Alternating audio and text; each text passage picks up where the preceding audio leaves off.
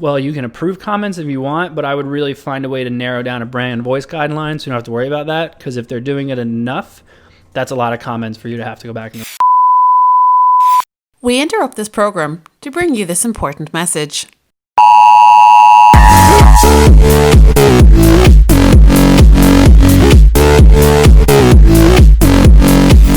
Welcome to Marketing Interruption, a daily podcast powered by BlueTuskr that interrupts your day with marketing news, tips and strategies from an entrepreneur who lives and breathes marketing. Now, let the interruption begin with your host, Andrew Maff. Hello, welcome to the 35th episode of Marketing Interruption. I am your host, Andrew Maftone, and this week we plowed through so much stuff. So obviously it's Friday, taking it easy. I'm doing a recap. However, I need to make sure that I touch on everything that I discussed this week, and we went through so much. And I also had a question from almost every episode, so I'm going to kind of touch on those a little bit. But we did talk about the importance of Google reviews and how to collect them, and I kind of bounced back and forth a little bit from the Google My Business reviews, as well as the Google Trusted reviews, as well as reviews that may live on your site. And I mentioned Yapo, and someone asked, like, which one should I be focused on? And I, as an e-commerce seller, would say that you should always be focused on getting more product reviews, because those are going to help that more further down the funnel group of people who are already on the product page or who are looking at your Google Shopping ads. I would follow that up with Google Trusted reviews. And then, of course, you have the Google My Business reviews. And the thing I like about Google My Business reviews, especially if you have a brick and mortar, is that they tend to be more localized there. But there is still a benefit of seeing that you have a lot of reviews and a lot of obviously positive reviews in multiple places.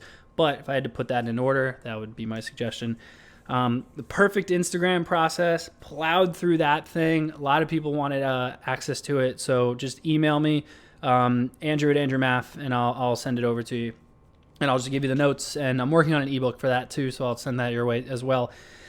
But what was the question I had for that? Where'd it go? Sprout Social was what we used for that. And there's a tagging process in there that also allows us to kind of approve stuff as things go through. 'Cause someone asked about, like, well, what if your community manager's commenting stuff that you don't want them to say?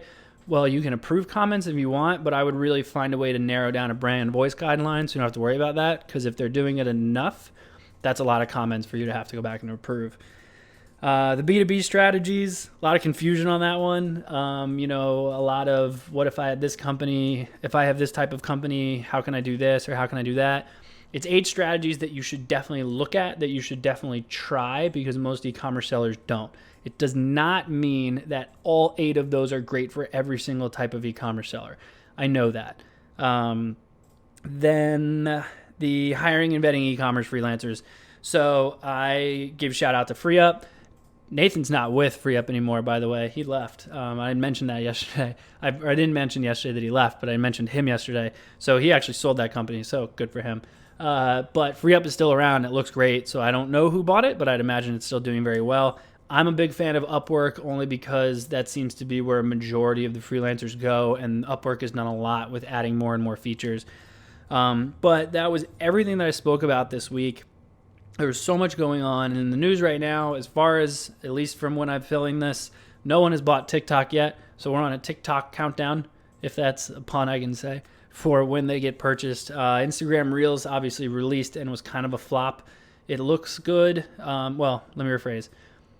It looks just like TikTok, but a lot of the features and stuff are just not hitting the mark. I've seen more people post more on TikTok and actually just like download it and show it on Reels, which is hilarious to me. But that was all I wanted to touch on today. Thank you for another great week, and I will see you all next week.